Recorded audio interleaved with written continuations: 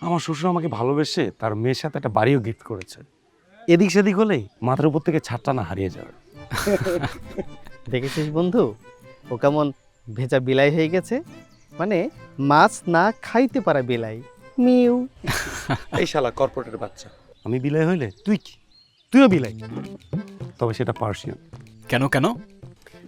ও বোঝায় যে ও অনেক যত্নে থাকে, হুম, কিন্তু ওর বউ যে ওকে কেমন শ্রদ্ধা করে সেটা তো আমি জানি।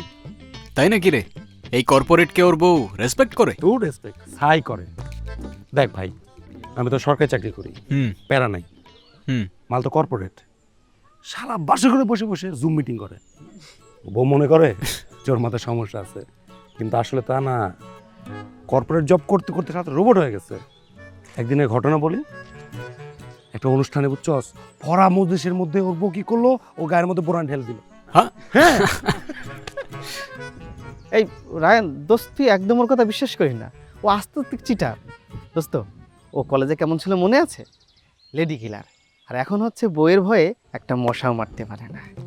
শোন, আমি মানতেছি আমি মশা মারতে পারি না, তবে আমি তোর কি মারতে পারি। আরে আরে শালা- কি করতেছিস? আরে আস্তে আস্তে।